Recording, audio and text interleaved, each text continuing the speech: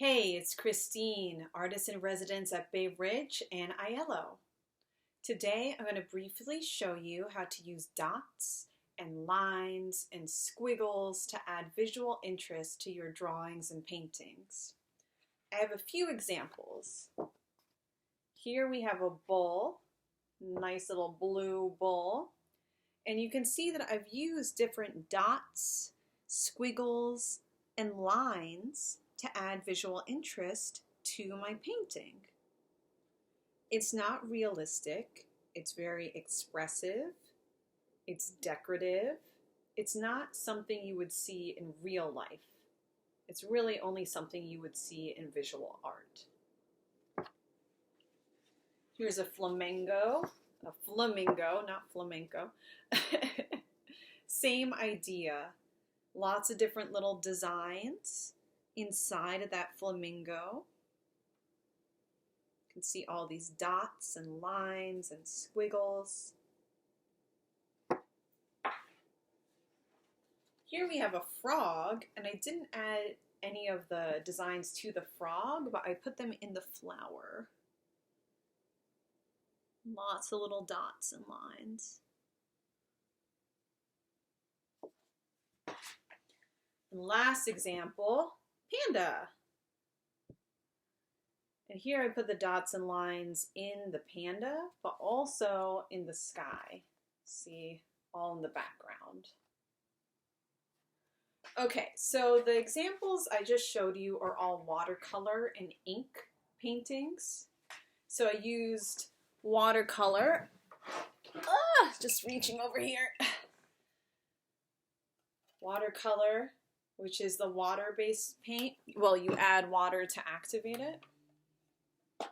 All of you who have worked with me at the Dayhabs have used watercolor at some point. But you don't have to use watercolor. You can use markers, you can use colored pencils, you could use crayons. Really, you can use whatever you want for the color. But for the dots and lines, it's best to use ink. It's best to use some kind of pen. You don't need a fancy pen. You can use just a regular ballpoint pen, like a Bic pen. Office supply kind of pen. If you want, then you can use a different kind of artist pen. Microns are pretty popular for different kinds of drawing and illustration. They have different sizes, nice felt tips, but you can still create beautiful results even with a regular old office pen. So how do you do this? I'm going to tilt my screen down so you can see my drawing board and hear that siren outside of my apartment. I'm just taking a sketchbook, flip it this way so you don't have the spiral in the way. So you can use this technique a couple different ways. One is where you draw your design in ink first, and you do your little circles and your stripes, your squiggles, your dots, and then you add color over the ink.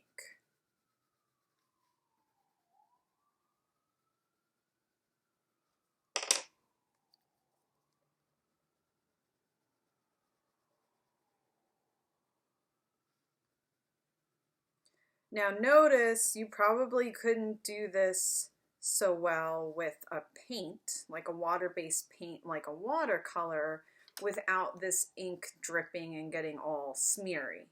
That might be an effect that you want to go for.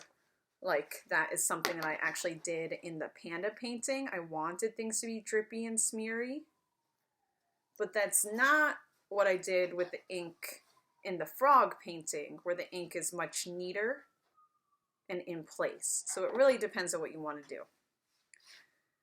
But using colored pencils and crayons and markers over the ink should not produce any kind of dripping. You could also The other way you could do this is you put your color down first.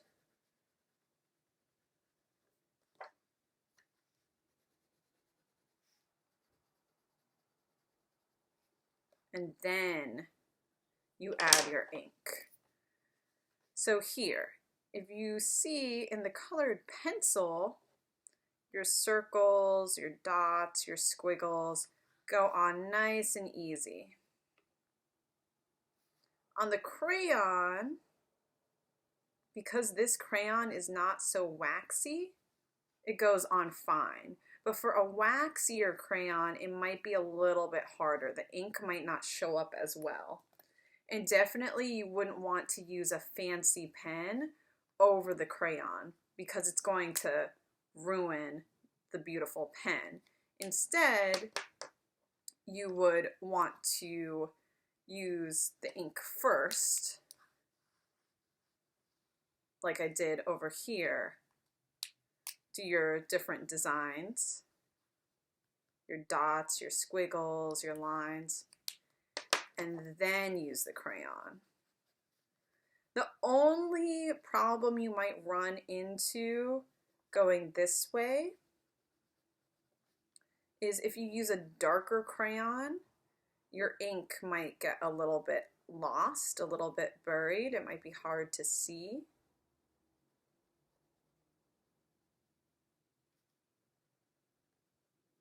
But hey, maybe it's an effect you're trying to go for. Maybe it's a risk you're willing to take. Or maybe it's something you want to avoid altogether. It's really up to you.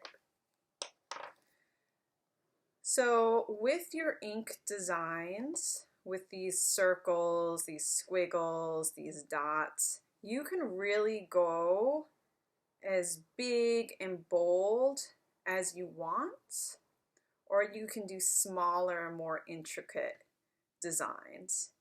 You can spend a really long time just getting all those tiny dots and lines in there.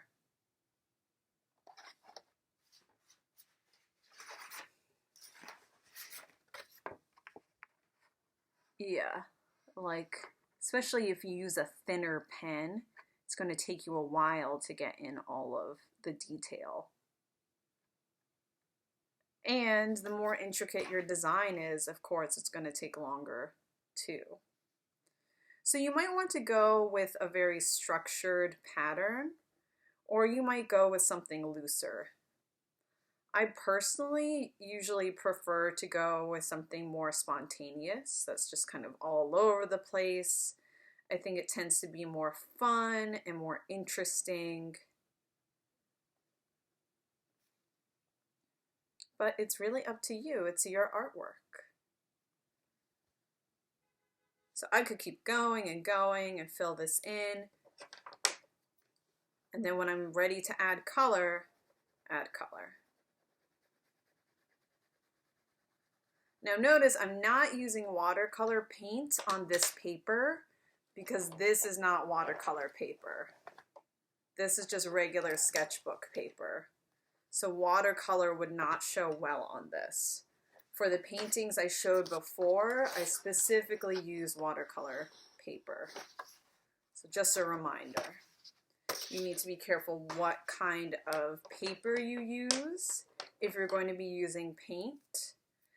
And if you use an inkier pen, then be careful with the kind of paper you choose as well. Because if you choose a really thin paper, then the ink is going to bleed and show through on the other side.